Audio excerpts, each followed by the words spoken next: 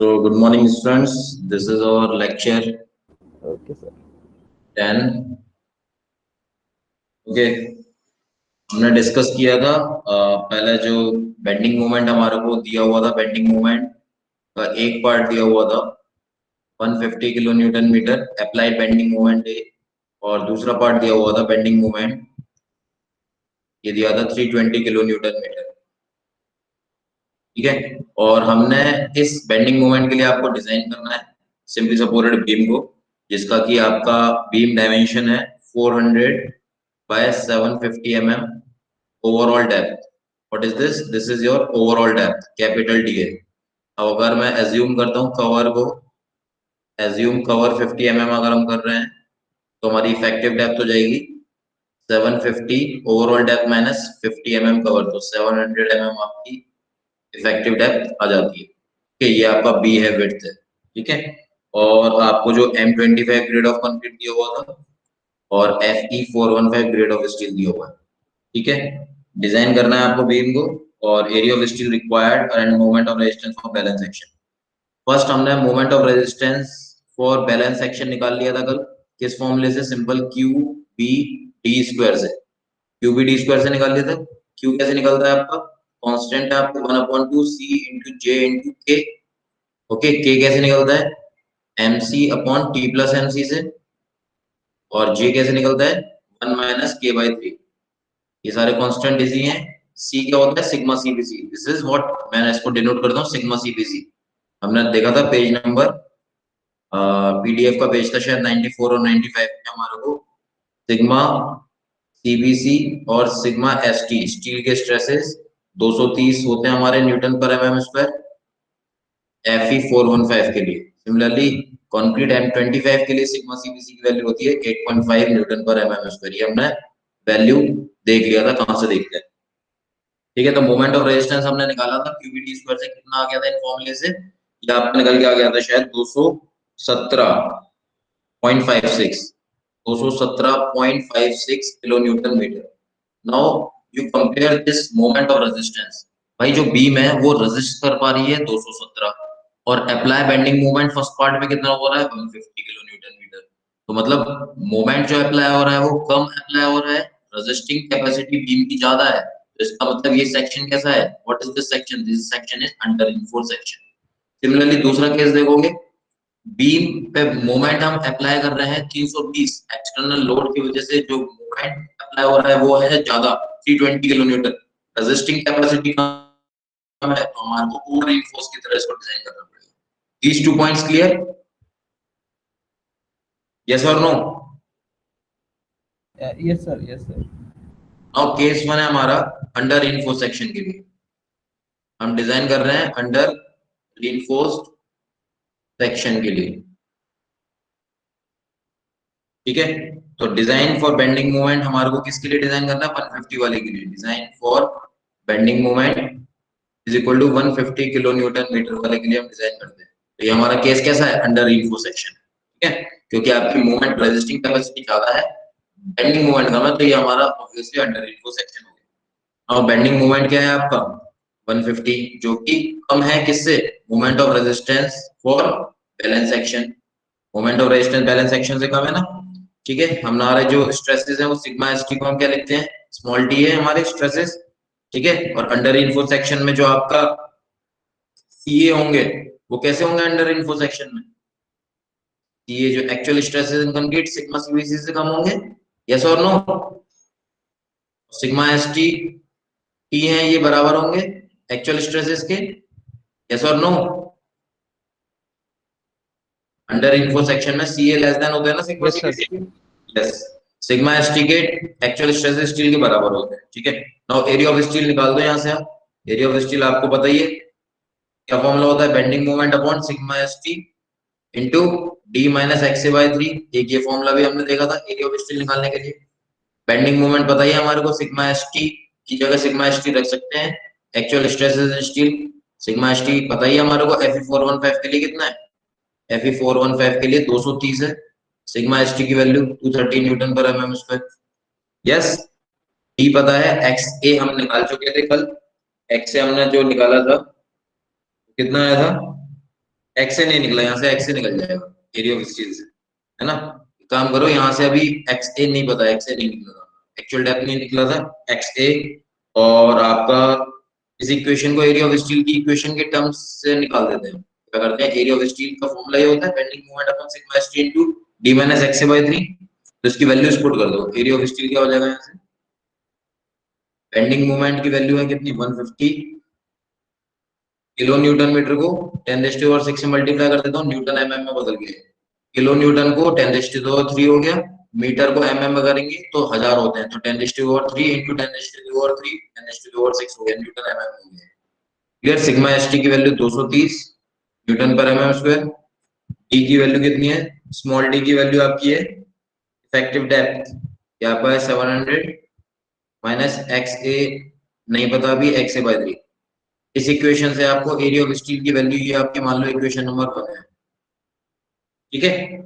If this equation number 1, now X A हम निकालते कैसे, actual depth of neutral axis, equating moment कर देते हैं, equating moment of area, moment of area on both sides of neutral axis, on both sides of neutral axis, दोनों के area का moment ले लेते हैं बराबर, तो क्या हो जाता है हमारी इक्वेशन, b इंटू एक्स है, ये एरिया हो गया आपका बीम का, यहां से देखो ये आपका एक्स ए है एक्चुअल डेप्थ, ये आपका विड्थ है, कंक्रीट का पार्ट है, ठीक है ना। ये b इंटू एक्स एरिया हो गया, इंटू इस न्यूट्रल एक्सिस के अबाउट लेना है मोमेंट ऑफ एरिया, इसका एरिया इस एक्स बाय 2 करेगा एक्स ए बाय 2 को, तो b into X A by 2 is equal to, यहाँ पे रीइंफोर्समेंट होते हैं in terms of total area, इसको मैं क्या बोलता हूँ, एरिया के टर्म में क्या लिख देता हूँ, एम ए एस टी लिख देता हूँ, और ये डिस्टेंस कितनी बचती है, स्मॉल डी है टोटल, ये एक्स है तो ये बच गया डी माइनस एक्स है।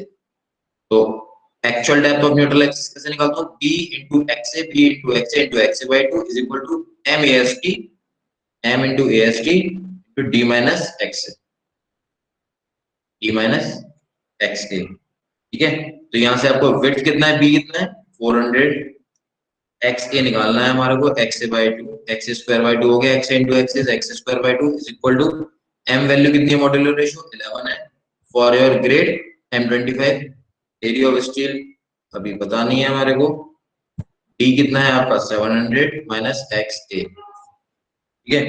Now equation area of steel की जो वैल्यू है मैंने निकाली है पीछे, ये एरिया ऑफ स्टील, ये इक्वेशन नंबर 1 दिया है, इस पूरी वैल्यू को मैं अगर एरिया ऑफ स्टील को 150 into 10⁻⁶ upon 230 into 700 minus X A by 3 X A के टर्म में लिख सकता हूँ यहाँ पे, तो यहाँ पे पूरी इक्वेशन में एक एक्स ए ही अननोन हो जाएगा, यस और नो, एक्स ए अननोन हो जाएगा, एक्स से ये भी एस टी एक्स में बदल जाएगा, तो एक्स से निकल जाएगा यहाँ से हमारा, है ना, क्योंकि हमारे को एरिया ऑफ स्टील नहीं पता था स्टार्टिंग में, पूरे क्वेश्चन में एरिया ऑफ स्टील दिया नहीं था, इस वजह से हमने इस तरह का काम किया। बेंडिंग मोमेंट पता था हमारे को, एरिया ऑफ स्टील क्या होता है, bending moment upon sigma S T into D minus X A by 3। Bending moment पता है, एएसटी पता नहीं था, एक्स से पता नहीं था, तो हमने क्या करा था, यहाँ से एएसटी की वैल्यू निकाल दी एक्स के टर्म में, और एक्स की इक्वेशन मोमेंट ऑफ एरिया करा दोनों को बराबर, और यहाँ पे एएसटी की वैल्यू पुट कर दूंगा, देख लो 400 into X A square by 2 is equal to 11 into AST की वैल्यू ये है, क्या है 150 into 10⁻⁶ upon 230 into 700 minus X A by 3, put कर दो यहाँ पे, ये हो जाएगा आपका 150 into 10⁻⁶ divided by 230 into D minus X A by 3, 700 minus X A by 3, ये एएसटी हो गया इंटू 700 माइनस एक्स ए, ठीक है। ये इस पूरी इक्वेशन को सॉल्व कर लोगे, एक्स ए की वैल्यू मिल जाएगी अकेले आपको 171.7 mm। अब इससे यहां से आप actual depth of neutral axis निकाल पाओगे, यस और नो। एक्स ए पता पड़ गया आपको, तो एक्स ए पता पड़ गया, सिग्मा एस टी डी पता है, बेंडिंग मोमेंट पता है, एरिया ऑफ स्टील निकल जाएगा आपका simple. Area of steel calculate करना था ना हमारे को इस बेंडिंग मोमेंट के लिए, तो इस तरह आप अप्रोच अप्लाई कर सकते हो।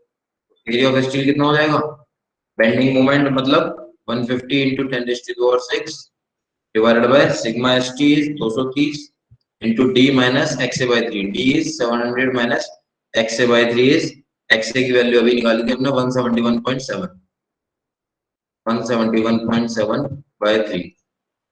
यहाँ से इसको सॉल्व कर लेना, कुछ इस तरह आ रहा है 101.64 mm². एरिया ऑफ स्टील निकल गया. नाउ नोट देखिए यहाँ पे आप, for a under reinforced section, for a under reinforced section, steel can be calculated using balanced section formula. Balanced section formula with some error. With some error. कहने का क्या मतलब है? एरिया ऑफ स्टील जैसे अभी हमने actual depth of neutral axis के basis पे निकाला था, ये एक्सए के बेसिस पे निकाला था 1014.64 mm² आया. ठीक है, हम इस एरिया ऑफ स्टील अंडर इन्फो सेक्शन है, हमारे को पता है दिस इज योर अंडर इन्फो सेक्शन. तो अंडर इन्फो सेक्शन के लिए हम area of steel balance section फॉर्मूले से भी निकाल सकते हैं, बट कुछ एरर के साथ निकाल सकते हैं. कैसे? अगर मैं एरिया ऑफ स्टील को बैलेंस सेक्शन का फॉर्मूला क्या होता है हमारा, एरिया ऑफ स्टील निकालने के लिए bending moment upon sigma ST into JD होता है. यहाँ पर ये जेडी पार्ट आता है. और अभी हमने यहाँ पे actual depth of neutral axis के बेसिस पे क्या रखा था, d माइनस एक्स बाई 3. एक ये भी फॉर्मूला है d माइनस एक्स बाई 3, एक ये वाला फॉर्मूला भी है जेडी. अगर आप जेडी रखते हैं तो हमारा एरिया ऑफ स्टील कैलकुलेट हो जाएगा, बट कुछ एरर मिलेगी. मतलब एरिया ऑफ स्टील यहाँ पर कम मिला है हमारे को 1014, यहाँ पर कम नहीं मिलेगा हमारे को, कुछ ना कुछ वैल्यू अलग मिलेगी. तो आप पुट करके देख लो बेंडिंग मोमेंट कितना है, 150 into 10⁶ divided by sigma ST 230 into JD, J value आई थी 0.904 into डी इज 700. तो हम सॉल्व करते हैं तो हमारी वैल्यू आ रही है 1030.62 mm². मतलब बैलेंस सेक्शन फॉर्मूला से एरिया ऑफ स्टील ज्यादा आ रहा है 1030, और actual depth of neutral axis XA के बेसिस पे एक्सए वाले से निकालते हैं अगर हम, तो कम मिल रहा है. तो हमारे को रिइंफोर्समेंट कम प्रोवाइड करें तो हमारे लिए इकोनॉमिकली बेस्ट होगा. तो हम अंडर इन्फो सेक्शन में बैलेंस सेक्शन से भी एरिया ऑफ स्टील निकाल सकते थे, बट कुछ एरर मिलेगी हमारे को, एरर मिल रही है कुछ ना कुछ. मतलब डिजाइन तो हो रहा है, बट इकोनॉमिकली रखने के लिए एरिया ऑफ स्टील हम एक्सए के बेसिस पे निकालेंगे फॉर अंडर इन्फो सेक्शन. यस और नो? क्लियर? सर ये लास्ट वाला पॉइंट समझ नहीं. कौन सा ये? ये सर वो आपने सर बताया ना कि area of steel balance section के लिए सर कम. मैं ये बोल रहा हूँ कि अंडर इन्फो सेक्शन के लिए नोट में लिखवाया है अंडर इन्फो सेक्शन. ये है हमारा कौन सा है अंडर इन्फो सेक्शन, ये ना केस 1. इसके लिए हम जो एरिया ऑफ स्टील निकालते हैं, अभी मैंने जो किसके बेसिस पे निकाला है एरिया ऑफ स्टील, एक्सए वाले फॉर्मूले से निकाला है, bending moment upon sigma ST into D minus XA by 3. XA से निकालोगे तो आपका करेक्ट आएगा. ठीक है, बट अगर आप इसी एरिया ऑफ स्टील को यहाँ जेडी वाले फॉर्मूले से निकालते, बैलेंस सेक्शन का फॉर्मूला है वो जे इनटू डी, तो वहां पे हमारा क्योंकि एक्स क्या हो जाता, वहां एक्स हो जाता था, टी कॉमन ले लेते थे वहां पे, तो जेडी बन जाता है वो फॉर्मूले वाले पे. तो जेडी से निकालोगे निकल तो जाएगा एरिया ऑफ स्टील, कुछ एरर आएगी. कुछ एरर मतलब कुछ ज्यादा एरिया ऑफ स्टील निकल के आएगा, ये कहने का मतलब है. ठीक है, हाँ. तो अब मैं आपको एक और नोट लिख देता हूँ यहाँ पे, नोट 2. इससे आप क्लियर रहोगे कौन सा फॉर्मूला कब यूज करना है. ठीक है, नोट 2 में लिखो फॉर बीम्स के लिए, अगर आप बीम्स डिजाइन कर रहे हो, यूज करेक्ट एक्सए. जो एक्चुअल डेप्थ निकालोगे उसके बेसिस पे ही आप वो निकालो बेंडिंग मोमेंट. ठीक है, area of steel. Don't use balance section formula. Balance section formula use मत करिए. कौन सा फॉर्मूला यूज करो, एक्सए वाला. कौन सा, bending area of steel is equal to bending moment upon sigma ST into D minus XA by 3 वाला. यहाँ से एक्सए निकालो बीम्स के लिए, जेडी वाला मत यूज करो. इज इट क्लियर बीम्स के लिए? दूसरा नोट में लिखो for slab area of steel अगर आपको निकालना है, always use always use balance section formula. Slab के केस में आप बैलेंस सेक्शन फॉर्मूला यूज कर सकते हैं। बैलेंस सेक्शन फॉर्मूला चाहे वो अंडर इनफोर्स्ड हो, for all movements of under enforce section, for all movements of under enforce section, under reinforced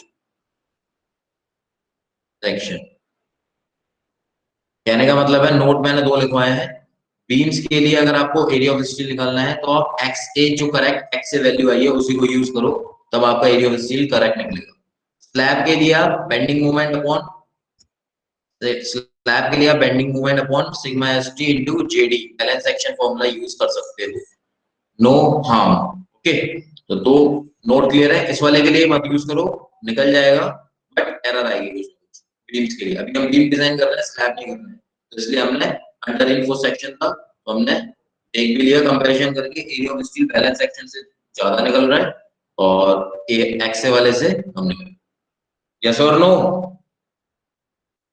yes sir. Okay, similarly ये हमारा हो गया, एरिया ऑफ स्टील हमने निकाल दिया, ये bending moment 150 kilo newton metre के लिए।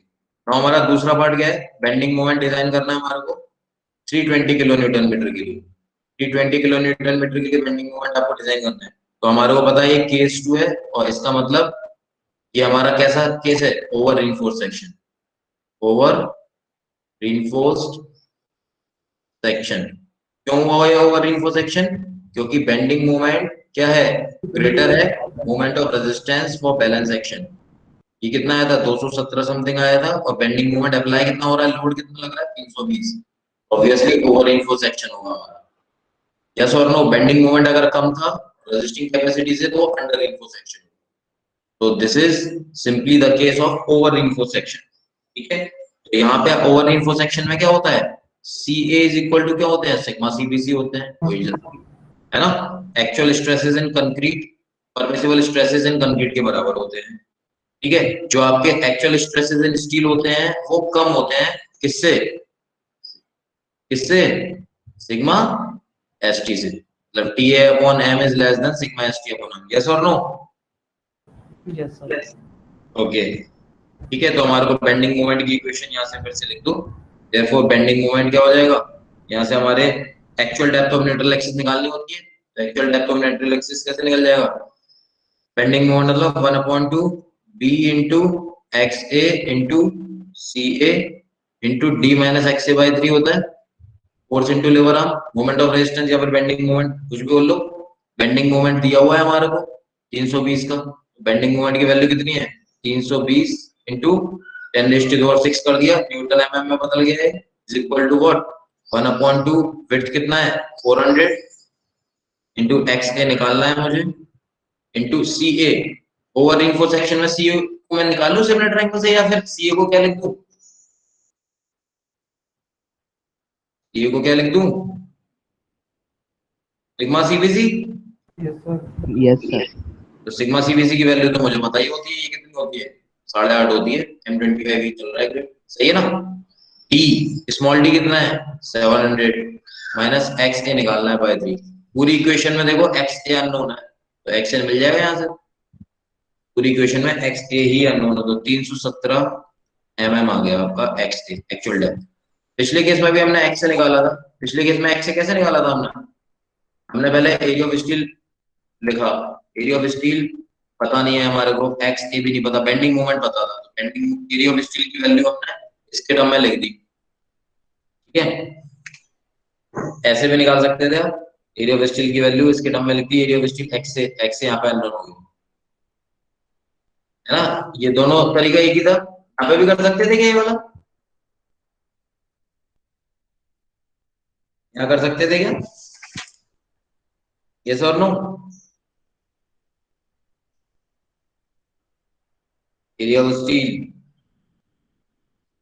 TA अपॉन M यहाँ पे हमने निकाल दिया, यहाँ पे इस तरह निकाल दिया, bending moment moment of resistance के बराबर होता है, ये होता है आपका stress into area into lever arm. यहाँ से हम बेसिकली आपको देखो दिमाग में रखना है, निकालना क्या है आपको, एक्चुअल डेप्थ निकालनी है आपने, XA निकालनी है बेसिकली। ठीक है, सिंपली XA मिल गया आपको।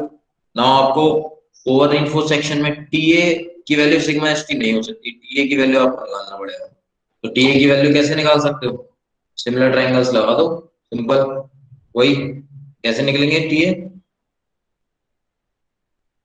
ओवर इनफो सेक्शन बना दो, this is your over info section, this is your X A actual depth. Figure बनाना आना चाहिए बस, C A is equal to sigma C B C होते हैं यहाँ पे। ये आपके टी ए अपॉन एम है, सिग्मा एस टी से कम है, सिग्मा एस टी यहाँ पे होंगे, है ना। ये sigma S T upon M है, ये ज्यादा होते हैं। हमारे को इस ट्रायंगल में देखना है ये कितना डिस्टेंस बच गया डी माइनस एक्स से, तो बस टी ए बाय एम निकालना है। लगा दो ये ट्रायंगल, दो बड़ा बड़ा triangle, sigma C B C upon X A is equal to T A upon M.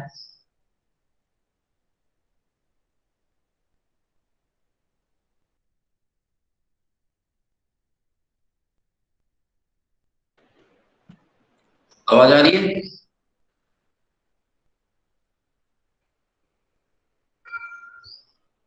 आवाज आ रही है बेटा? यस सर, आ रही है। ओके, तो यहाँ से आप एक्स ए निकाल चुके हो, टी ए निकालना है बस। एम पता है, डी माइनस एक्स से पता है, सिग्मा सी बी सी पता है, तो यहाँ से आपके टी ए निकल जाएंगे। एक्चुअल स्ट्रेसेस इन स्टील, एक्चुअल स्ट्रेसेस इन स्टील वैल्यू पुट कर दीजिए, यहाँ पे लिख देता हूँ, देखो समझ में आया ना। स्ट्रेस डायग्राम देखो, ओवर इन्फो सेक्शन है आपका, ओवर इन्फो सेक्शन आपका ये बन गया। ये आपका क्या था? एक्चुअल डेप्थ है ना। ये आपका सिग्मा सीबीसी होते हैं, सी ए के वैल्यू। ये आपका क्या है? टी ए बाय एम है, ठीक है। यहाँ पे आपका सिग्मा एस टी होता है, जो कि बड़ा होता है, टी ए बाय एम छोटा होता है। बस ये दो ट्राइंगल से लगाना है। ये कितना बच जाएगा डिस्टेंस? डी माइनस एक्स से बचेगा, ये एक्स ए है। ओवरऑल कितना होता है यहाँ से लेके यहाँ तक? डी होता है, स्मॉल डी। तो ये कितना बच जाएगा डिस्टेंस? टोटल डी में से एक्स से माइनस कर दो, ये बच गया। नाउ एक ये वाला ट्रायंगल ले लो, ये एक ये ले लो छोटा सा। तो सी ए को हम लिख सकते हैं sigma C B C, sigma C B C upon X A, एक ये ट्रायंगल लियो, X A is equal to, ये वाला इसका बेस लोगे T A upon M, T A upon M upon इसका perpendicular is D minus X A, D minus X A. Easy है ना सिमिलर ट्रायंगल लगाना? यस और नो? टी ए निकालना है बस, टी ए निकालना था यहाँ से हमारे को। T A upon M, M इधर चला गया, मान लो 11 हो गया ये, एम की value into what, D minus X is 700 minus X A की वैल्यू आई थी 317। अभी आप लोग क्या करा करो ना, into sigma CBC is 8.5 upon on x A is 317। Actual stresses in steel निकाल लो, 112.96 न्यूटन पर MM square,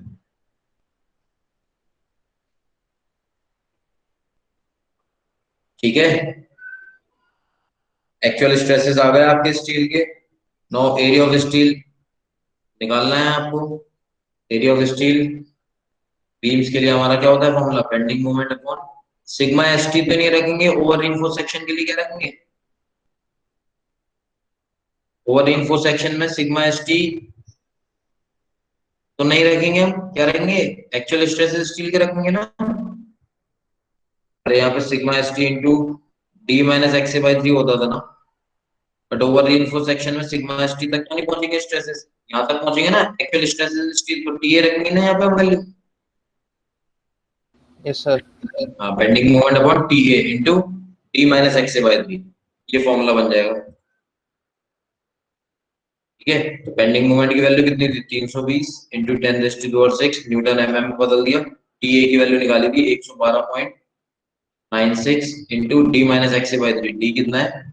700 minus X A by 3 317/3।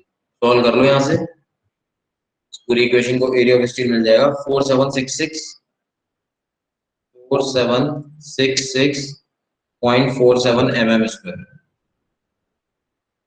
ये क्या मिल गया? एरिया ऑफ स्टील मिल गया।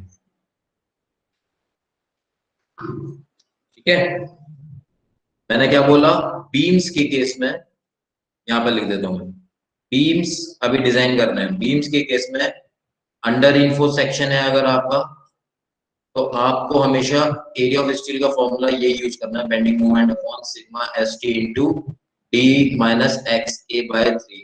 मतलब यहाँ से एक्स से पहले निकाल लो, तब जाके इस वैल्यू को पुट करो, यहाँ से करेक्ट रिजल्ट मिलेगा, करेक्ट आंसर मिलेगा। Don't use don't use balance section formula area of steel वाला, है ना, bending moment upon sigma S T into JD वाला, डोंट यूज बीम्स के केस में। बट ये फॉर्मूला आप फ्रूटफुल रहेगा स्लैब के केस में, स्लैब के केस में आप फॉर्मूला यूज कर सकते हो बैलेंस सेक्शन में। ओके, ये देखो अभी अंडर इन्फो सेक्शन के लिए था, अभी अभी हमारा क्या सेक्शन था, ओवर इन्फो सेक्शन था, इसके लिए भी हमने एरिया ऑफ स्टील ये वाला फॉर्मूला यूज करा है, एक्स वाला फॉर्मूला यूज किया है।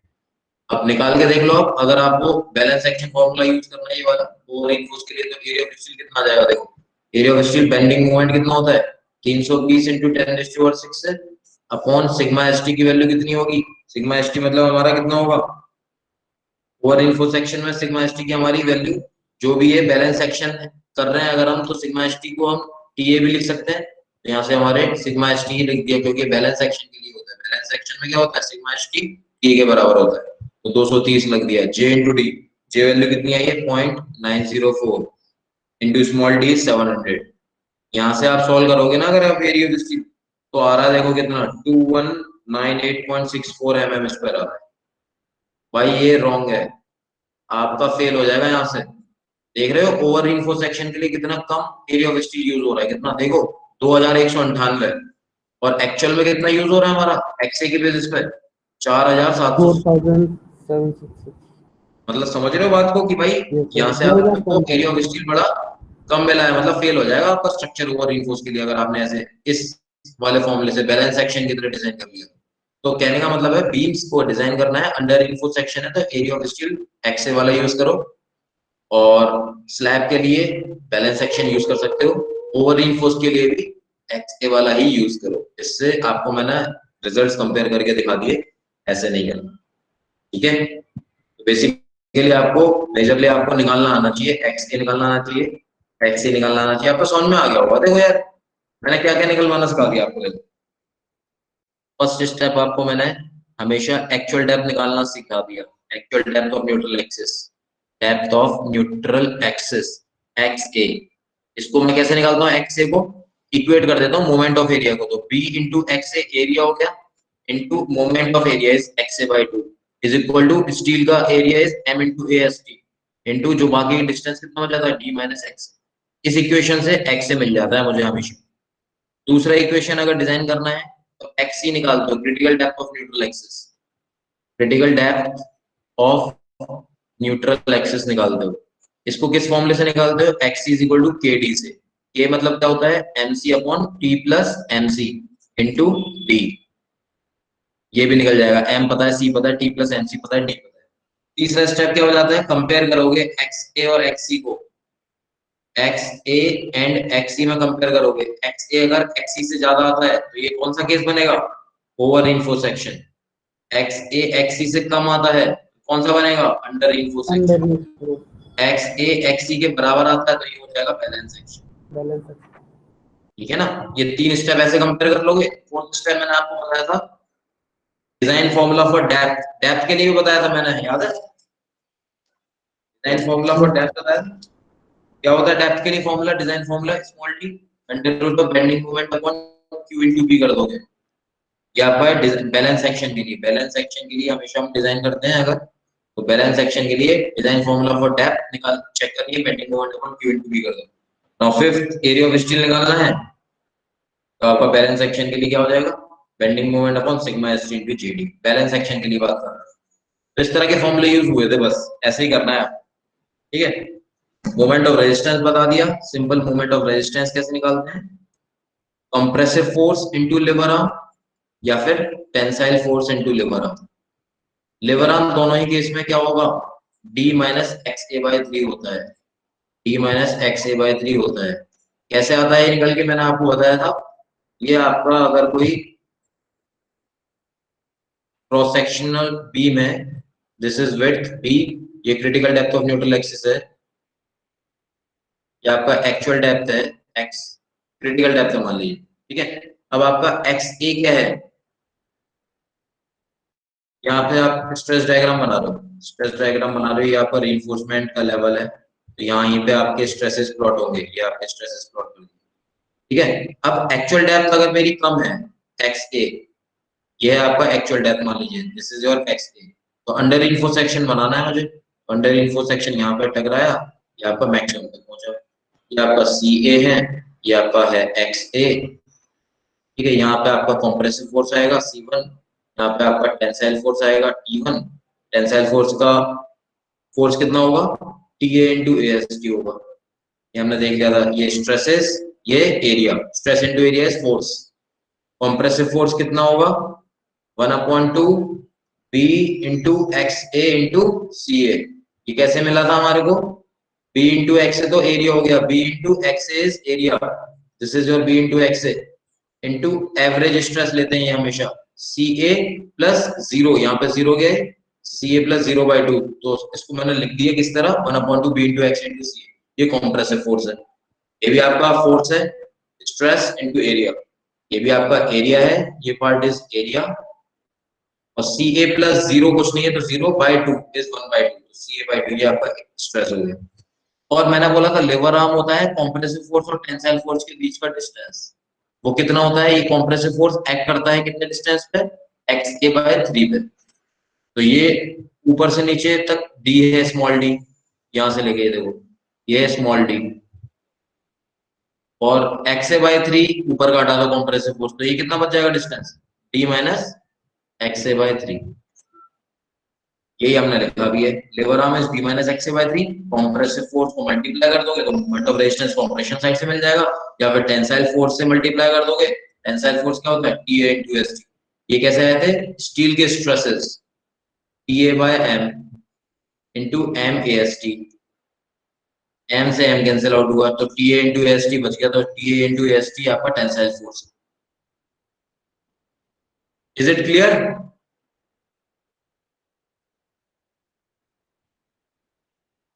स्टूडेंट्स,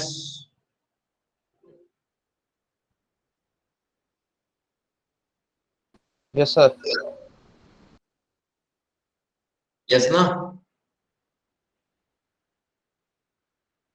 मैंने अभी आपको रिवाइज करा दिया पूरा यहाँ पे, जो भी अभी तक हम लोगों ने पढ़ा था, है ना। Yes, sir. तो आपको बेसिकली मोमेंट ऑफ रेजिस्टेंस निकालना आना चाहिए, निकाल लिया आपने मोमेंट ऑफ रेजिस्टेंस, MR निकालना आना चाहिए, स्ट्रेसेस कैलकुलेट करना आना चाहिए, स्ट्रेसेस इन कंक्रीट मतलब CA and stresses in steel TA, similar triangle से निकालते हैं, ये भी हमने देखा था। क्या करते हैं इसमें, इस बेंडिंग मोमेंट को मोमेंट ऑफ रेजिस्टेंस और बैलेंस एक्शन के बराबर कर दोगे, तो यहाँ से आपको स्ट्रेसेस मिल जाएंगी। ये क्वेश्चन भी देख लिया था, बैलेंस एक्शन को भी हमने डिजाइन करके देख लिया था, बैलेंस एक्शन को डिजाइन करके देख लिया। चौथा एक और देखा था हमने, अगर बेंडिंग मूवमेंट गिवन है तो उस केस में एरिया ऑफ स्टील कैसे निकालेंगे, डिजाइन कैसे, सारा पार्ट आपका वर्किंग स्ट्रेस मेथड में डिजाइन पार्ट का खत्म हो जाता है, यहाँ से आपका कवर हो जाएगा आपका वर्किंग स्ट्रेस मेथड के अंदर what, singly reinforced beam. Now next हम स्टार्ट करेंगे, नेक्स्ट उसमें मैं आपको ओवरव्यू दे देता हूँ, doubly reinforced section, doubly reinforced section. Basically doubly reinforced का क्या मतलब है, ये आपका मेरा क्रॉस सेक्शन ऑफ बीम बनाता था हमेशा में, ये आपका क्रिटिकल डेप्थ, स्टील जो हमेशा में लगाता था टेंशन साइड में लगाता था, this is your tension side, this is your compression side, तो हमेशा स्टील को टेंशन साइड में लगाते हैं, प्लस सिंगली रीइंफोर्स मतलब सिंगल साइड लगाया आपने, सिंगली रीइंफोर्स एक ही साइड रीइंफोर्समेंट दिया, ठीक है। नाउ डबली रीइंफोर्स सेक्शन में हमारे को स्टील यहाँ पे तो जितना लग रहा है वो लग रहा है, बट बेंडिंग मोमेंट को और रेजिस्ट कराना पड़ेगा, तो मुझे कॉम्प्रेशन साइड में भी उसमें रीइंफोर्समेंट को लगाना पड़ता है, तो इसको हम बोलते हैं व्हाट, डबली रीइंफोर्स सेक्शन। अब वो कैसे लगाना पड़ता है, कब लगाना पड़ता है, किस कंडीशन में लगाना पड़ता है, वो मैं आपको बताता हूँ। जब आपका बीम का साइज, जैसे ये आपका विड्थ है B, ये ओवरऑल डेप्थ है D, ये अगर आपका रेस्ट्रिक्ट है, when your size of beam is restricted और fixed, when your B and D, ये अगर आपका फिक्स्ड है तो आपको इतना बीम लेनी है, विड्थ इतनी लेनी है, डेप्थ इतनी लेनी है, तो both B and D restrict हो गए, फिक्स है। तो इस केस में जो बीम होगी आपकी, बीम होगी, उसको maximum moment of resistance for balance section के लिए हमेशा क्या करना पड़ेगा, डिजाइन करना पड़ेगा। तो जो उसकी बीम होगी वो क्या होगी, मैक्सिमम मोमेंट ऑफ रेजिस्टेंस क्या होता है, moment of resistance for balance section क्या होता है, हमने देखा था QBD square, QBD square English reinforce में भी देखा था ना हमने, यस और no. Moment of resistance for balance section QBD square के लिए हमारे को क्या करना पड़ेगा, डिजाइन करना पड़ेगा। बट नाउ ये जो बेंडिंग मोमेंट है, अगर इस पूरी बीम पे बेंडिंग मोमेंट की वैल्यू, अभी हमने जो केस देखा था ना 320 किलो न्यूटन मीटर वाला, कि बेंडिंग मोमेंट की वैल्यू 320 आ रही है और रेजिस्टिंग कैपेसिटी थी 217, तो आपका बेंडिंग मोमेंट ज्यादा है मोमेंट ऑफ रेजिस्टेंस से, तो हमने ओवर रीइंफोर्स सेक्शन बोला था उसको। बट एक्चुअल में हम जब डिजाइन करते हैं, ओवर रीइंफोर्स सेक्शन हम अडॉप्ट नहीं करते हैं, ओवर रीइंफोर्स सेक्शन हम अडॉप्ट नहीं करते हैं। क्यों नहीं करते हैं, क्योंकि उसमें हमारा क्या हो जाता है, अनइकोनॉमिकल हो जाता है डिजाइन, अनइकोनॉमिकल हो जाता है डिजाइन, क्योंकि आपका स्टील है वो ज्यादा लग जाता है उस केस में ओवर रीइंफोर्स सेक्शन में। तो हम क्या कर देते हैं, उसको डबली रीइंफोर्स सेक्शन प्रोवाइड करते हैं, ना कि हम ओवर रीइंफोर्स सेक्शन प्रोवाइड करते हैं। हम क्या प्रोवाइड करते हैं, डबली रीइंफोर्स सेक्शन, ना कि ओवर रीइंफोर्स सेक्शन। मतलब बेंडिंग मोमेंट की वैल्यू 320 थी, रेजिस्टिंग कैपेसिटी 217 थी हमारी, तो हमारे को ओवर इन्फो सेक्शन पे गए थे हम। इस केस में ओवर इन्फो सेक्शन पे नहीं जाएंगे, डब्ल्यू इन्फो सेक्शन पे जाएंगे। मतलब हम जो स्टील डालेंगे यहाँ पे ही नहीं डालेंगे, टेंशन साइड में, कंप्रेशन साइड में भी डालेंगे, डब्ल्यू इन्फो डालेंगे। तो बेंडिंग मोमेंट विड्थ, और जब आपकी बीम की विड्थ और डेप्थ रेस्ट्रिक्ट हो तो moment of resistance for balance section QBD square होता है। और आपका बेंडिंग मोमेंट अगर ज्यादा अप्लाई हो रहा है मोमेंट ऑफ रेजिस्टेंस कैपेसिटी से, तो आपको डब्ल्यू इन्फो सेक्शन में जाना पड़ेगा। ओवर इन्फो सेक्शन में क्यों नहीं जाना पड़ेगा, क्योंकि हमारा अनइकोनॉमिकल होगा और ब्रिटल फेलियर हो जाएगा। कौन सा फेलियर होता है, ब्रिटल फेलियर। ओवर इन्फोर्स अगर हमने कर दिया ब्रिटल फेलियर हो जाएगा। बट हमारे को ब्रिटल फेलियर नहीं चाहिए होता है, हमारे को डक्टाइल फेलियर चाहिए होता है हमेशा। कोई भी बीम कॉलम होते हैं जो भी हमारे होते हैं, तो हमारे को डक्टाइल फेलियर, मतलब ये ऊपर जाके से फेल जब अगर हो ना तो डक्टाइल वे में हो, ऐसा नहीं कि एकदम से तुरंत नीचे गिर गया, ये पार्ट सीधा नीचे गिर गया, ब्रिटल फेलियर नहीं होना चाहिए। कहीं ना कहीं आपका मूवमेंट कैसा होना चाहिए, इस तरह ऑसिलेट होना चाहिए। बिल्डिंग में आप टेम्पर लगाते हैं मल्टी स्टोरी स्ट्रक्चर्स में, नीचे यहाँ पे क्या लगाते हैं, बेस आइसोलेटर्स, जिससे कि अर्थक्वेक अगर फोर्सेज आता है ना हमारा, तो अर्थक्वेक फोर्स आता है तो बिल्डिंग हमेशा ऐसे ऑसिलेट होने लगती है अपनी पोजीशन पे। बिल्डिंग एकदम से गिरती नहीं है कि ये पूरी एकदम से, ये जो बिल्डिंग है ये सीधी नीचे इस तरह गिर गई, ब्रिटल फेलियर नहीं होना चाहिए। तो always we prefer doubly reinforce section. Basically मैं अगर बात करूं तो डबली रीइंफोर्स सेक्शन का प्रोवाइड करना है when your B and D, width of beam और डेप्थ ऑफ बीम रेस्ट्रिक्ट होंगे, तब हमारी जो moment of resistance for balance section क्या होता है, क्यूबीडी स्क्वायर होता है। ठीक है, और इस केस में आपका बेंडिंग मोमेंट अगर बीम पे अप्लाई हो रहा है, moment of resistance for balance section से ज्यादा हो रहा है, से ज्यादा हो रहा है, जैसा हमारा केस भी था पिछला 217 हो रहा था रेजिस्टिंग कैपेसिटी, बेंडिंग मोमेंट था 320, तो इस केस में हम क्या प्रोवाइड करेंगे, we provide doubly reinforce section. Doubly reinforce section, doubly reinforce का मतलब है जो मैं स्टील टेंशन साइड में लगाता हूँ, बाकी का स्टील कंप्रेशन साइड में लगाऊंगा, ना कि ओवर रीइंफोर्स कर दूंगा। ओवर रीइंफोर्स मतलब स्टील यहीं पे लगाने की बात कर रहा था, तो यहाँ पे लगाऊंगा तो आपका एरिया ऑफ स्टील ज्यादा तो लग ही रहा है और आपका कोई अनइकोनॉमिकल डिजाइन होगा, कोई ब्रिटल फेलियर हो जाएगा, वो डक्टाइल फेलियर नहीं होगा। तो इसलिए बाकी का जो स्टील बचा है वो हम कंप्रेशन साइड में लगाते हैं, जिससे कि कहीं ना कहीं यूटिलाइज हो। तो इसलिए हम क्या करते हैं, डबली रीइंफोर्स सेक्शन को प्रेफर करते हैं। क्यों प्रेफर करते हैं, क्योंकि ये हमेशा आपका ब्रिटल फेलियर नहीं देता, हमारा डक्टाइल फेलियर कहीं ना कहीं देता है। ठीक है, और डबली रीइंफोर्स सेक्शन को हम डिजाइन करते हैं with the view of designing as a balance section, balance section की तरह ही हम इसको डिजाइन करते भी। ठीक है, डबली रीइंफोर्स सेक्शन क्यों प्रोवाइड करते हैं हम,